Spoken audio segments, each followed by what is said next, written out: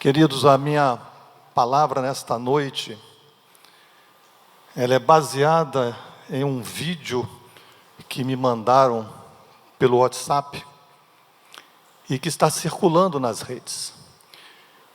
E que quando eu vi aquele vídeo, ele me incomodou. Esse vídeo tem 51 segundos, é rapidinho. É uma montagem que foi feita. E eu sempre questiono essa questão de vídeos montados. Mas esse vídeo é um pregador em uma chamada igreja, no momento da celebração ao Senhor, falando com bastante veemência acerca de alguns pecados. E que, por esses pecados que ele estava citando, a igreja estava sendo intimidada a se calar. E aí entra o corte e entra um outro pregador, na minha percepção, com um tom de crítica, falando que a voz daquela igreja era só pecado, pecado, pecado. Quando a ênfase do Novo Testamento é o dom gratuito de Deus, é a vida eterna em Jesus.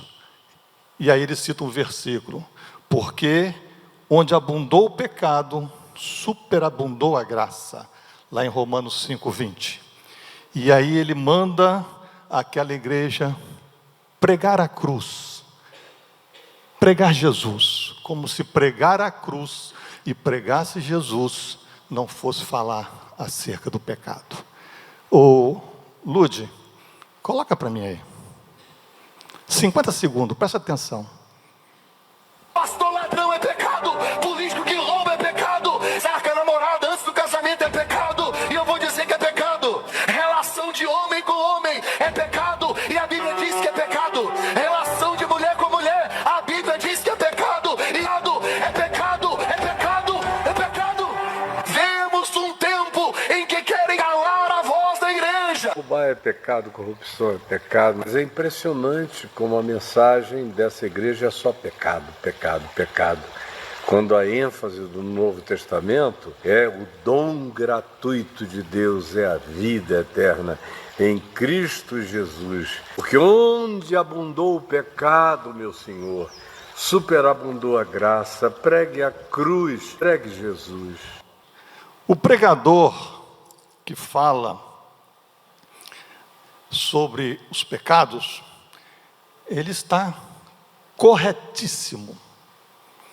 Obviamente, para aqueles que não relativizam a palavra de Deus para adaptar aos seus próprios interesses. O pregador que fala da graça de Deus também está corretíssimo. Porque, com exceção da blasfêmia contra o Espírito Santo, que a Bíblia afirma ser o único pecado que não tem perdão, não existe outro pecado que a graça de Deus, a graça redentora do Senhor Jesus, não consiga redimir o homem de seus pecados com a consequente salvação da vida dele. Não existe outro. Todos os dois estão certos. Romanos 3, 23, 24 diz assim, pois todos pecaram e carecem da glória de Deus, sendo justificados gratuitamente por sua graça, mediante a redenção que há em Cristo Jesus. Estão certos. O problema é que nesse vídeo, o pregador que fala da graça, ele não citou, ou ele omitiu, e eu não sei porquê, um complemento fundamental que ele conhece muito bem, que está em Romanos 6, 1 a 2, que diz assim, que Paulo diz, que diremos, pois, permaneceremos no pecado, para que seja a graça mais abundante? De modo nenhum. Como viveremos ainda no pecado, nós que para ele morremos? Irmãos, cuidado Cuidado com o que vocês estão ouvindo. Ouçam tudo. Eu não vim aqui para dizer que vocês têm que parar de ouvir. Ouçam tudo, mas não se deixem enganar. Estou falando isso, eu ando preocupado porque há irmãos ouvindo mensagens como essas e muitas outras e questionando aquilo que um dia eles já tiveram como certo. Isso é assustador. Você vê uma pessoa que você já conheceu no passado e que hoje você começa a olhar, a mente já é diferente. A Bíblia alerta sobre o perigo das heresias, que é o ensino que distorce a verdade, que distorce a palavra de Deus. 2 Pedro 2, no verso 1 e 2 diz assim: assim como no meio do povo surgiram falsos profetas lá atrás, assim também haverá entre vós falsos mestres, os quais introduzirão dissimuladamente. Dissimular é esconder, é disfarçar, é enganar, para poder passar uma mensagem diferente daquilo que realmente é.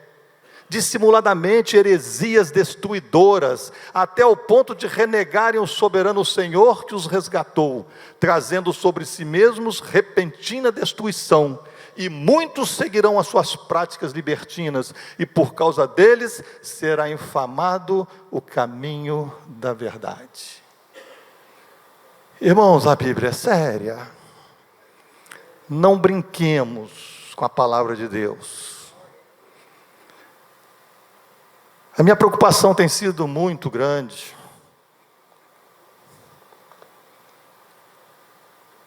Com essa forma distorcida, como essa mensagem da graça está sendo passada, espalhada, disseminada, na televisão, nas redes sociais, por tudo quanto é canto.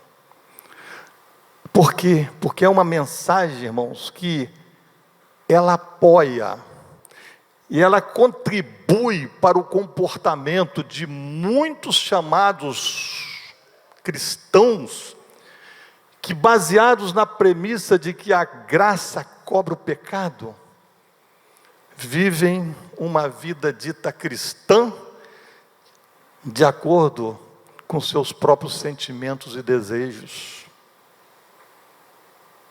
E aqui, irmãos, não quero falar desses próprios sentimentos e desejos relacionados a pecados, como nós ouvimos aí. Não.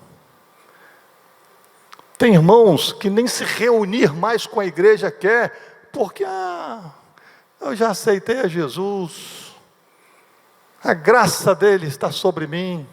Para quê? Para quê que eu vou ficar perdendo meu tempo para ir para essas igrejas que só sabem pedir dinheiro, isso, aquilo, vai embora? Para quê?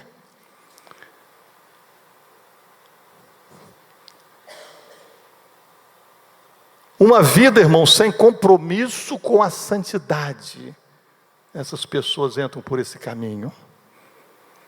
Sem compromisso nenhum com a santidade a que Deus nos chama a viver. Deus nos chama a viver. Como está lá descrito em 1 Pedro 1,16, que diz assim, sede santos, porque eu sou santo. Sede, imperativo, sede santos. É uma ordem. Está mandando, se você renasceu de novo, se você reconheceu a sua vida pecaminosa, destituído da glória de Deus e aceitou a Jesus, e hoje você é dele, então ele está dizendo, sede santos, porque eu sou santo. Por quê? E ele continua lá em Hebreus 12:14, porque sem santificação ninguém verá o Senhor. Irmãos, o Senhor nos chama a isso daí, a ser santo como Ele. Agora, o que é ser santo? Eu sei que os irmãos já sabem, mas a palavra santo tem origem no latim sanctus, que significa consagrado, sagrado, puro, ou separado para Deus. No Antigo Testamento, a palavra santo, kadosh, no hebraico, e no Novo Testamento, ágios, no grego, tem o mesmo sentido, o sentido de consagrado e separado para Deus. Santo é aquele que é separado para Deus. No sentido espiritual, santo na Bíblia não significa uma pessoa seguir regrinhas, faça isso, faça aquilo, não faça isso, não faça aquilo. Não significa isso. Ou ser moralmente boa, como muitos pensam. Nossa, que daí é santo. Ser santo na Bíblia é ser uma pessoa separada para Deus, e por ser separada, pela convicção que ela tem, que ela vive agora consagrado a Deus, ela deve viver a vida em todos os seus aspectos, em todos os seus sentidos, segundo a vontade de Deus. Segundo a vontade de Deus, a vontade que está aqui, ó, está aqui, ó. E pior que isso daqui ninguém lê. Então como é que vai saber qual é a vontade de Deus? E aí erra.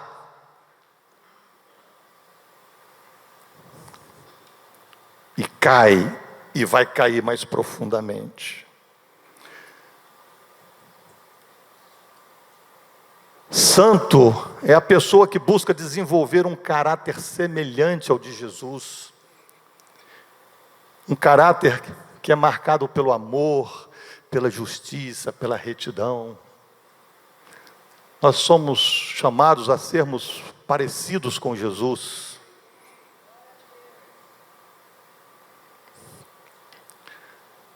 Por que Deus diz que sem santificação ninguém verá o Senhor? Porque, irmãos, santificação é um processo de ruptura com o pecado,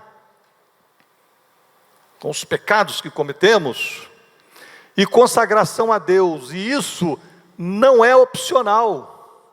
Não é opcional na vida cristã, na vida do crente. Isso é essencial para poder vermos o Senhor. É essencial. Está dizendo, sem santificação, ninguém.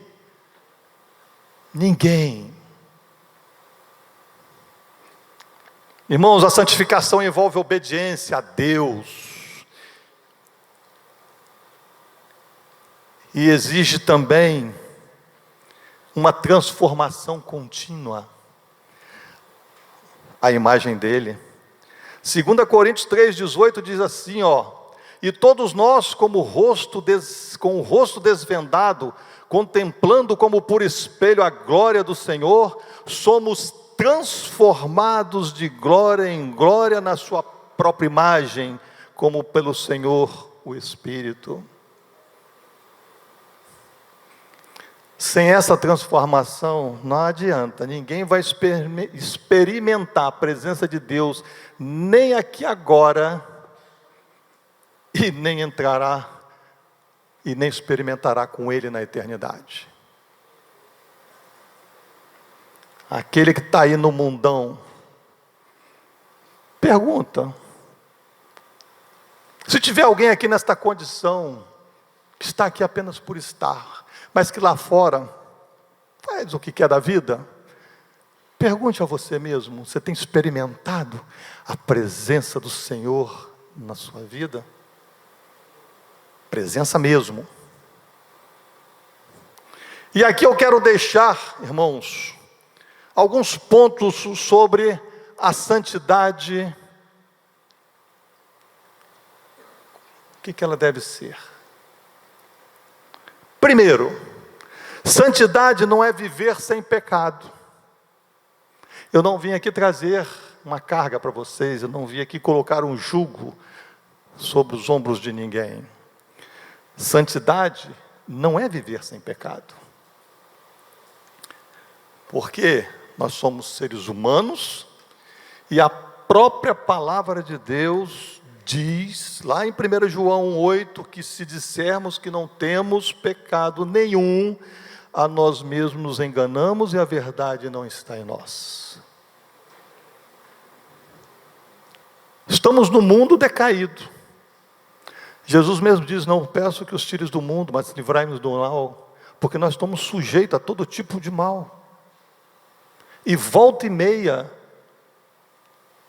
a gente trilha por caminhos errados, decisões, falas e comportamentos, a gente erra.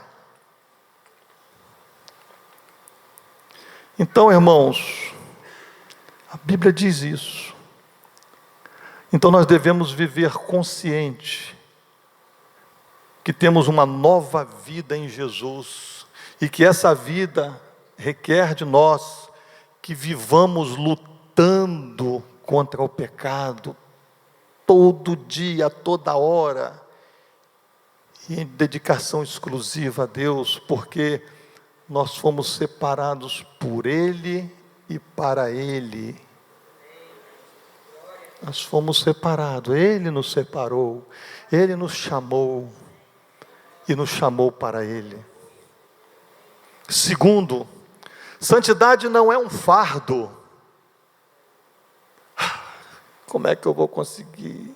Aliás, lembrei que agora, o dia que eu me converti, entrei no meu chuveiro tomando um banho, e comecei a chorar, de soluçar, pensando, e agora? Quando é que eu vou ter uma mulher nos meus braços? Porque eu tinha acabado de me converter, mas fui religioso por muitos anos, e aprendi na religião, que o casamento, que o sexo, era depois do casamento. E eu me converti, eu falei, gente, eu não tenho ninguém, não tenho namorada, não... Quando que isso vai acontecer? Naquele momento para mim foi um fardo, mas santidade não é um fardo, mas é uma resposta de amor a um Deus que nos salvou pela sua graça, é uma resposta de amor. É você consciente da sua vida agora, poxa, tudo que Deus fez por mim, faz por mim, agora eu quero viver para Ele, da forma com que Ele quer que eu viva.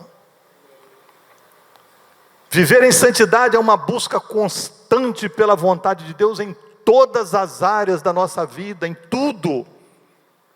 E para isso, irmãos, é fundamental buscar a Deus em oração, buscar entender os caminhos dEle.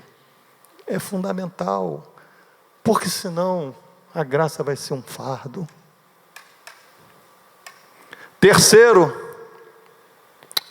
A santidade vai ser um fardo.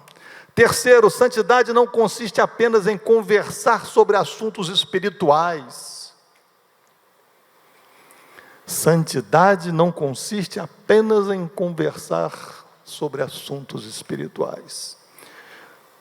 Queridos, existem pessoas que falam tão frequentemente sobre as coisas de Deus, as doutrinas, o linguajar cristão, o linguajar do crente, que parece verdadeiros crentes. Falam de tudo, de Jesus, da salvação, da graça, do sacrifício dele, de conversão, fala de tudo, ao mesmo tempo que estão vivendo para o mundo, ao mesmo tempo. A vida não condiz com o que falam. Aqui dentro é uma coisa, aqui dentro eu posso ser uma coisa, e lá fora, eu estou aqui falando para vocês hoje, vocês me conhecem aqui, e lá fora, como é que é a minha vida? Pode ter certeza que é uma vida que luta para não errar o caminho. Mateus 15, 8-9 diz assim, este povo honra-me com os lábios, mas o meu coração está longe, o seu coração está longe de mim, e em vão me adoram, ensinando doutrinas que são preceitos de homens. A Bíblia está mostrando tudo isso para a gente. Ó. Aí. Quarto, santidade não consiste em viver um cristianismo de expressão corporal. Tem pessoas aí que parecem crer ou imaginar que a santidade se manifesta através de uma demonstração de religiosidade. E assim eles fazem acreditando que estão agradando a Deus. Pessoas às vezes assíduas nas reuniões da igreja, mas não falta uma. Dizimistas, pode nem vir aqui, pode passar meses sem aparecer, mas na conta bancária o dízimo entra. Estou falando isso porque eu sei.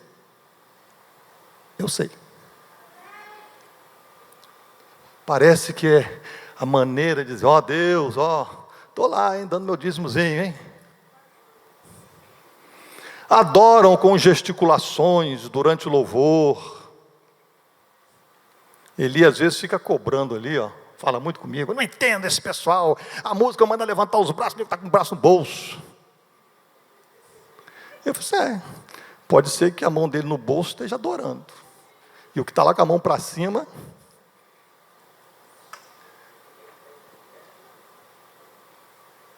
irmãos que participam de ceia, e sem nem saber o que é a ceia, hein? Se fala, entra por aqui, sai por aqui. E às vezes eu fico olhando, sabe o que é? Irmãos que na hora da ceia, vai lá, pega o pãozinho, pega um suquinho, vai lá levar para o filhinhozinho e tal.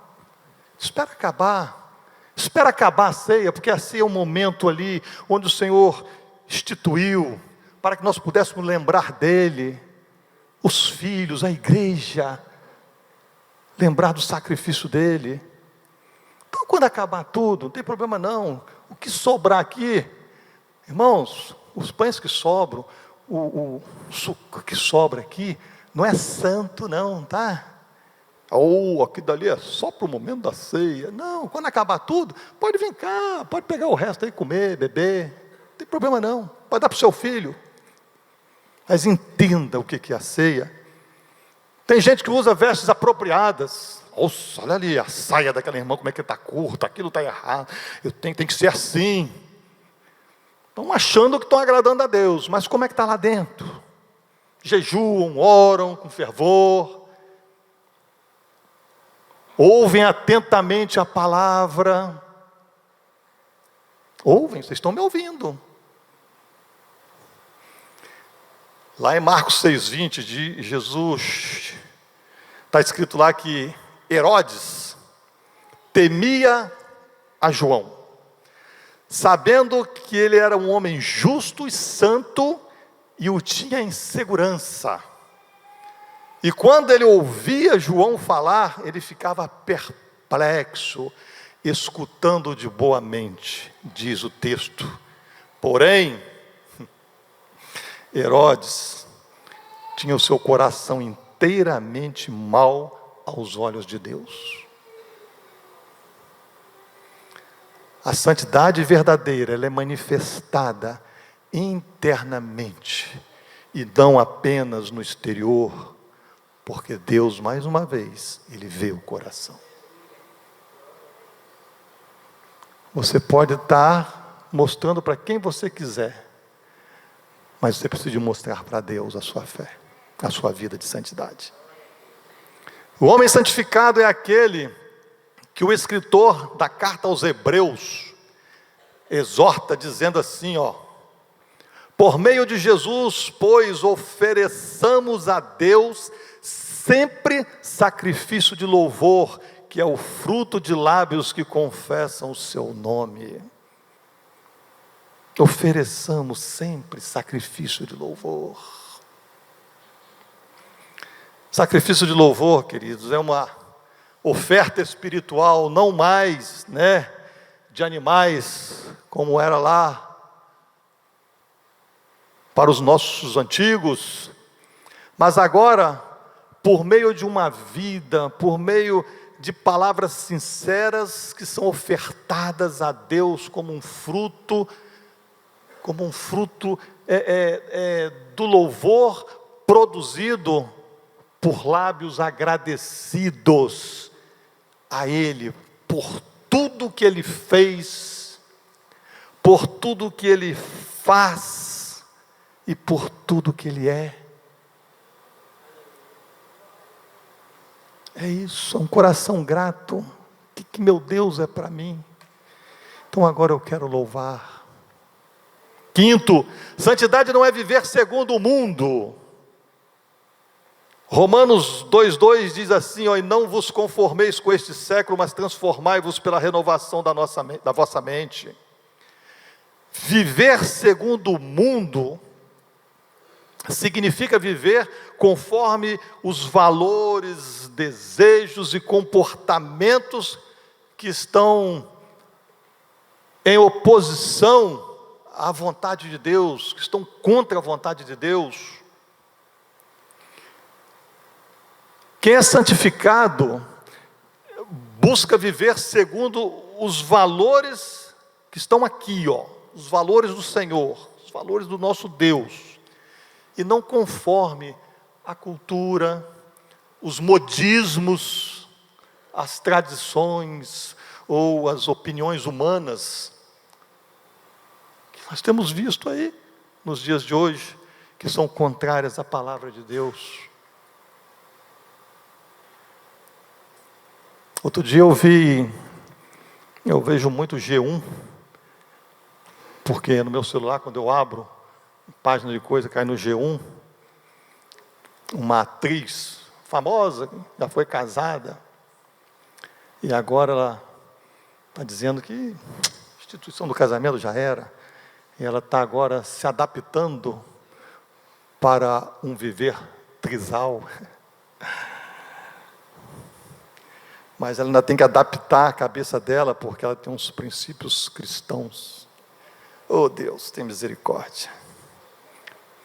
Queridos, a santificação genuína manifesta-se no esforço contínuo de fazer a vontade de Deus. Não esqueça disso. Vivendo sempre em conformidade com os preceitos práticos que estão aqui, na Bíblia, que deve ser a nossa regra de fé e prática. Isso aqui para nós é isso, é regra de fé e prática. Seria loucura da nossa parte em pensarmos que aquilo que Jesus escreveu lá no Sermão do Monte, lá em Mateus 5, 6, 7, não foi com o intuito de promover a santificação das nossas vidas. Está lá, leia o Sermão do Monte, leia. Às vezes eu vejo irmãos brigando com irmãos brigando com colegas, amigos. Aqui dentro tudo é amor, eu te amo, mas depois, quando surge um probleminha, meu Deus, sai da reta. O irmão se transforma. O que os verdadeiros discípulos de Jesus, o que os verdadeiros cristãos, os verdadeiros crentes em Jesus Cristo devem ser e fazer, está tudo enfatizado aqui, Você não precisa de outra coisa, está tudo aqui. João 15,14 diz assim: vós sois meus amigos se fazeis o que eu vos mando. Faça o que ele manda, obedeça. Sexto, santidade não consiste em evitar deveres seculares, mas em glorificar a Deus em tudo o que faz. Não é se separar. Ah, não vou mais me reunir com aquele irmão ali não. Já gostei muito dele, hoje não dá mais.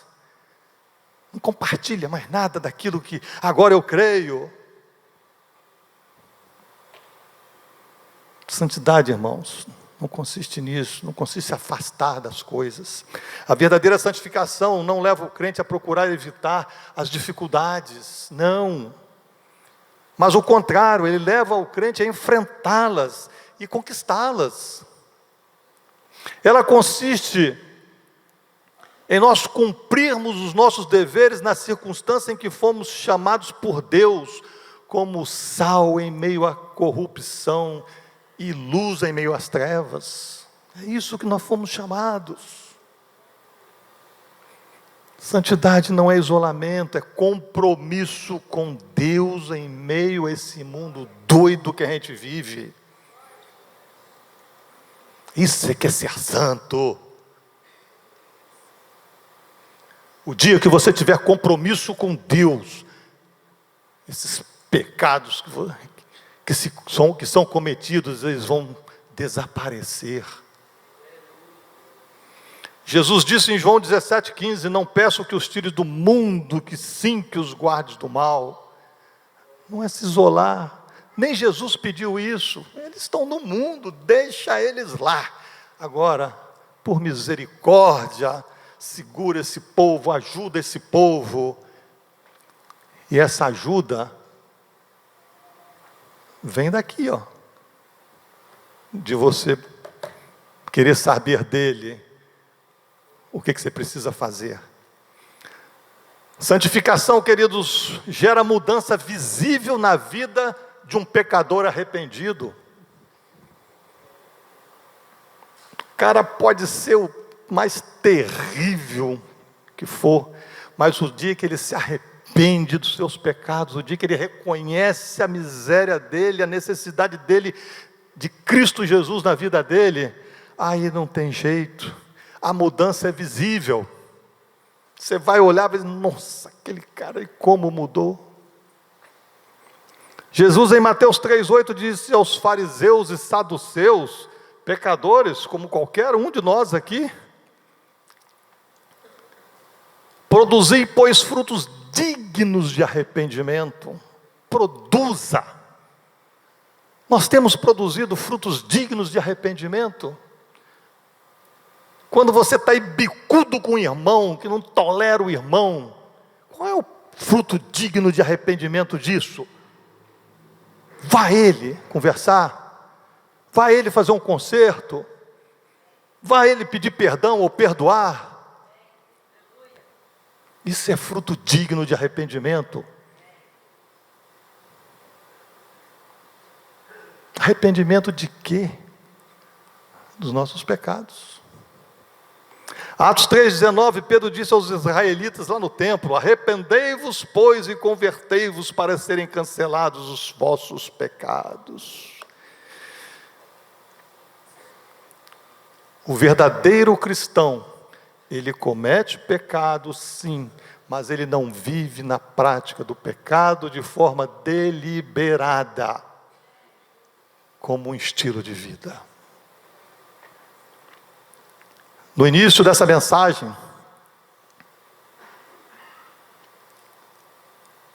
eu falei de um complemento fundamental que o pregador que falou sobre a graça omitiu, aquele versículo que eu já li, que diremos, pois, permaneceremos no pecado para que seja a graça mais abundante? De modo nenhum. Como viveremos ainda no pecado, nós, os que para ele morremos? Como? Por que eu falei que isso daqui é um complemento fundamental? Porque a graça não é permissão ou desculpa para o pecado, mas poder para vencê-lo. Romanos 6,14 diz, porque o pecado não terá domínio sobre vós, pois não estáis debaixo da lei, e sim da graça. É por estar debaixo da graça que o pecado ele não consegue te dominar. Porque a graça, complemento fundamental, porque a graça não apenas perdoa o pecado quando há arrependimento, mas também transforma o pecador, lhe conferindo poder para viver em santidade. Ela confere poder, ela te capacita. Se Tito 2, 11 a 13 diz assim: porquanto a graça de Deus se manifestou salvadora a todos os homens, educando-nos para que, renegadas a impiedade e as paixões mundanas, transformação e santificação, vivamos no presente século, sensata, justa e piedosamente, aguardando a bendita esperança e a manifestação da glória do nosso grande Deus e Salvador Jesus Cristo. Ela nos confere poder. Porque a graça não é desculpa para a desobediência. Porque a graça é fundamental, o complemento que ele deixou de falar lá, porque a graça não cobre o pecado. A graça não protege o pecado, ela não cobre e não protege. Cobrir o pecado é defender o mal. É defender o mal que contraria a justiça e a santidade de Deus. Não é isso. O pecado na vida do cristão, ela só pode acontecer por um ato de escorregão, e não de forma intencional e constante. Irmão Valtir sempre dizia: o pecado é um escorregão na casca de banana. É você estar andando, pisou numa casca, tomou um tombo. Filhinhos meus, 1 João 2,1, filhinhos meus, estas coisas vos escrevo para que não pequeis. Se todavia alguém pecar, olha o escorregão, se, vos escrevo para que não pequeis. Só que o escorregão vai acontecer. Nós vamos encontrar algumas cascas de banana pelo meio do caminho, infelizmente. Só na glória que não terá casca de banana nas ruas de ouro. Temos um advogado junto ao Pai, Jesus Cristo, onde você confessa, pede perdão. Senhor, dizia o irmão Valtir, me dá vergonha na cara, e vai em frente. Uma pessoa santificada não é uma pessoa perfeita. Não estou querendo perfeição de ninguém aqui é perfeito, o perfeito é só nosso Deus. Então a pessoa santificada, não é uma pessoa perfeita, mas uma pessoa inconformada com o seu estado de imperfeição nesse mundo em que vive. Nós somos inconformados. Paulo já dizia: miserável homem que sou, mas graças a Deus por Jesus Cristo. Por que ele diz isso? O bem que eu quero fazer, esse eu não faço, e o mal que eu não quero fazer, esse eu faço. Paulo era inconformado. Nosso problema não está em cometer pecados, mas sim em permanecer errando, em cometer os mesmos pecados. E aqui eu quero concluir essa mensagem fazendo uma pergunta: o que é pecado?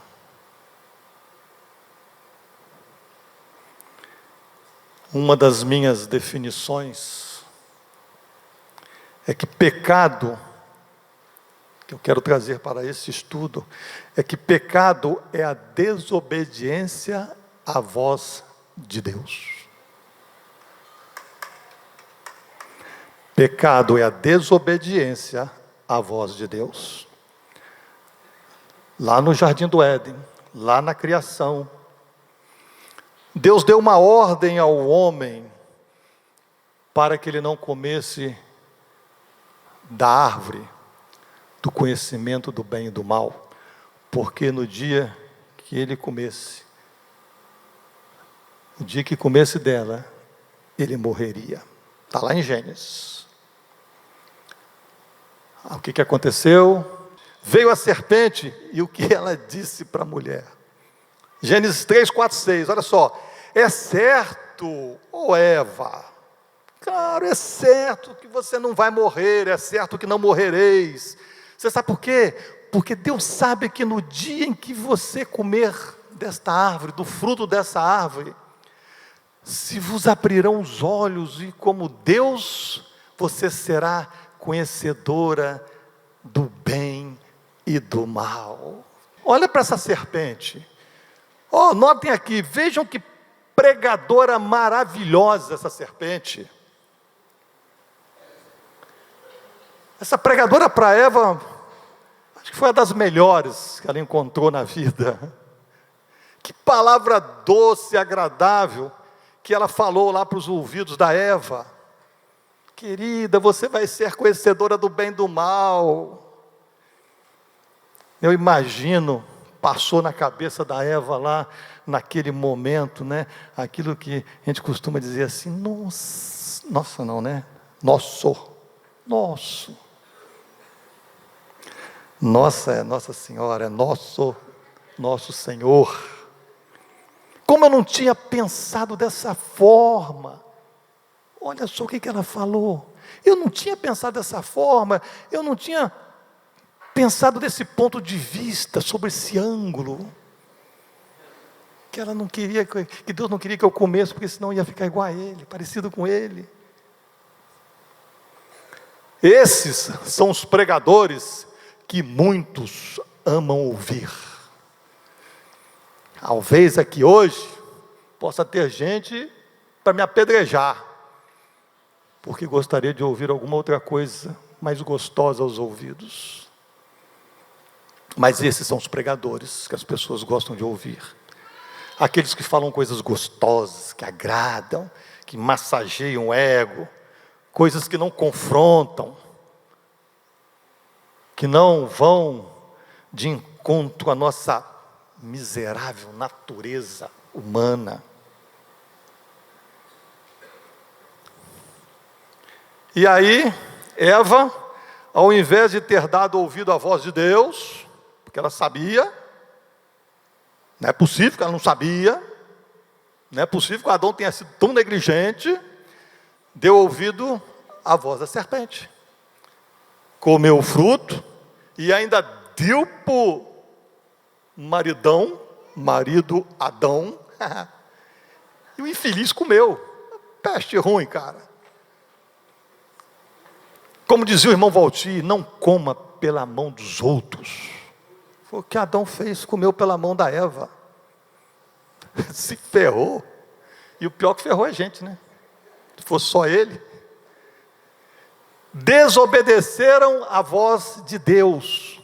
E por essa desobediência à voz de Deus, que disse para não comer da árvore, qual foi o resultado disso?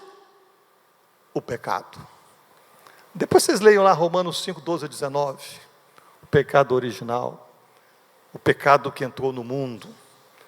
O pecado que quando entrou, a Bíblia diz que todos foram destituídos da glória de Deus. Somos pecadores por causa desse pecado aqui, ó. Agora, queridos, nos dias de hoje, está acontecendo a mesma coisa. A mesma coisa que aconteceu lá no Éden. O mesmo Deus de lá, com a sua voz poderosa, que hoje ouvimos, através da palavra dele, lida, dita, está falando aos nossos ouvidos. Ele está aqui hoje falando o que devemos e não devemos fazer. Ele está falando. A mesma serpente também que estava lá, o diabo, também está aqui. 1 Pedro 5,8 diz o quê? Sede sóbrios e vigilantes. O diabo, vosso adversário, anda em derredor, como o leão que ruge, procurando alguém para devorar, para destruir, ele anda ao nosso derredor o tempo todinho. Ele está a todo momento sussurrando em nossos ouvidos, através de falas sutis, falas maliciosas e enganadoras, a todo momento. Ele usa de sutilezas. Não é bem assim. Isso que você ouviu, não é bem assim. Olha só, presta atenção. Nosso tempo é outro. Isso é uma questão de cultura, lá daquela época. Hoje não, o mundo evoluiu, tudo evoluiu. Vocês já ouviram aquela? A Bíblia precisa ser adaptada.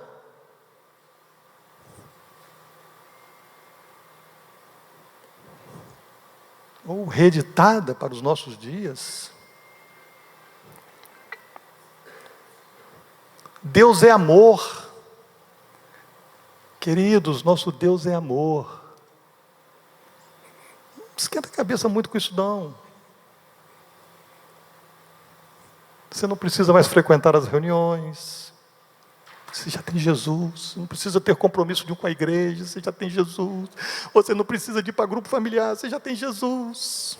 Não precisa nada disso. Ir ao grupo familiar, irmãos, não é para você ser salvo, não. Ir para o grupo familiar é porque o grupo familiar é uma família. É a igreja lá nos lares. Uma igreja que fala, porque igreja não é isso aqui não, tá? Talvez alguém saiu de casa para ir para a igreja. Você não veio para a igreja, você veio a uma reunião da igreja, porque a igreja é o povo de Deus reunido. Então, quem salva é Jesus, não precisa dessas coisas. Hoje, nós estamos vivendo o tempo da graça, vocês ouviram aí. A serpente, irmãos, ela continua sendo uma excelente pregadora. Porque ela vem falar aquilo que a gente quer ouvir. Ela só sussurra aquilo que você quer ouvir. Quantas palavras doces e agradáveis aos nossos ouvidos ela tem sussurrado. Pensa nisso daí, quantas coisas ela tem sussurrado. Aos meus ouvidos, ela sussurrou. No momento que eu estava preparando essa mensagem, ela sussurrou. E ela sussurrou de tal forma que até a hora que eu comecei aqui, eu comecei pensando, Senhor, misericórdia é a tua palavra, repreenda esse demônio. Ela vem nos ouvidos e me disse assim, ó, quando você falar que sem santificação ninguém verá o Senhor, evite falar que sem a santificação a pessoa vai para o inferno. Sabe por quê? Porque se intimida. Você vai intimidar as pessoas. Faz isso não. A pessoa tem que aceitar a Jesus pelo amor, pelo testemunho. Fala isso não.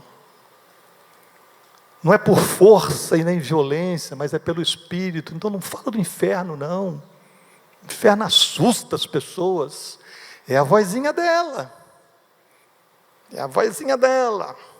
Fale da importância da santificação para eles serem mais parecidos com Jesus. Falar em ser parecido com Jesus é muito gostoso, porque só tem coisa boa na vida de Jesus. Poxa, se eu conseguir ser igual a ele, puxa vida, que coisa maravilhosa. Então fala disso. Fala do amor dele. Fala de coisas que levantem o ânimo dos irmãos, que deixam eles agitados. E aí, como não falar do inferno? Fechando aqui, né? Como não falar do inferno? O Hades, no grego, além-túmulo, mundo dos mortos, ou o Guiana, no grego também, ou o Sheol, no hebraico, que é o estado intermediário onde os ímpios, onde os não santificados irão, e os que já foram, aguardam o juízo final, para serem lançados no fogo, no lago de fogo eterno. O inferno, irmãos, é o além-túmulo, é o Hades, o mundo dos mortos.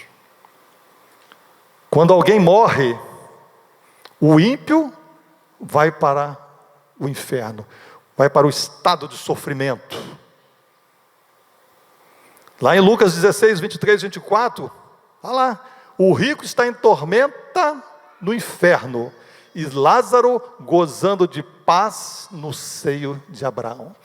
Então, quando alguém morre, aqui, dentro daquele caixão, é só a carcaça, é só o corpo que vai virar pó. Mas o espírito dele sobe. O que não tem Cristo, para a tormenta. O que tem Cristo, para o seio de Abraão, aguardando o juízo final. Aguardando aquilo que Jesus diz aqui assim, Mateus 25, nos versos 31, 34, 41 e 46. Quando vier o Filho do Homem, na sua majestade, e todos os anjos com ele, então se assentará no trono da sua glória.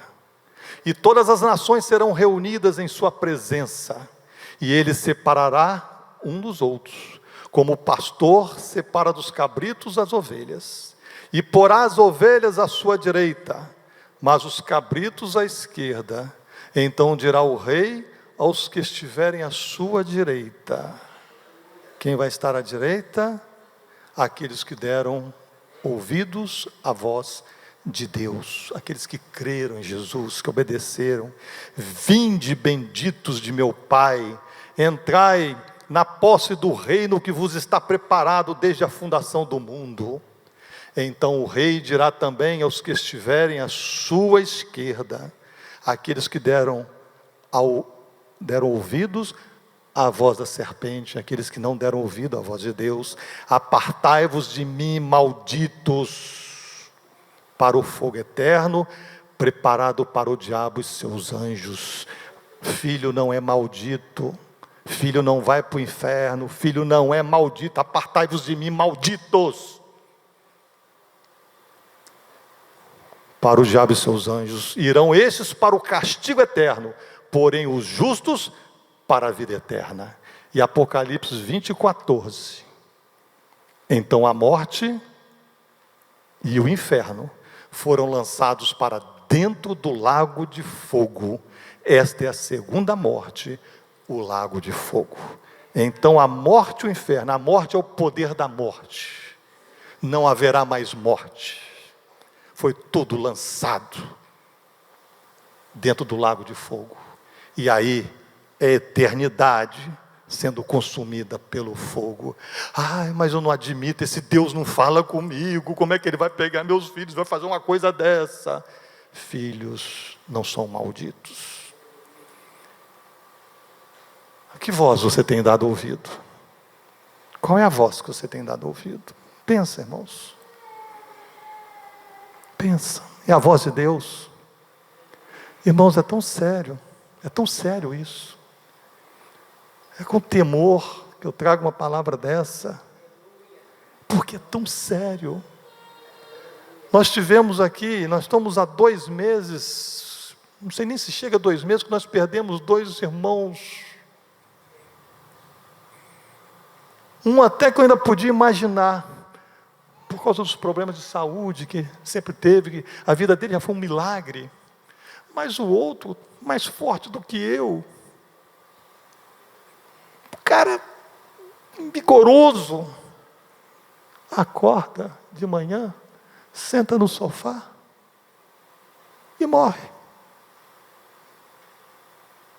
Pensa nisso. Será que amanhã você vai estar vivo? Será que domingo que vem eu vou estar aqui?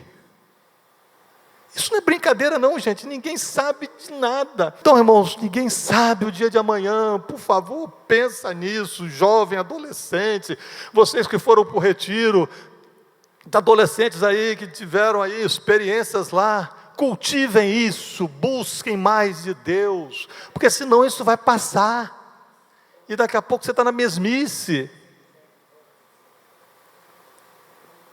Que façamos, irmãos, uma reflexão sobre isso, faça mesmo, e que Deus tenha misericórdia de cada um de nós, amém?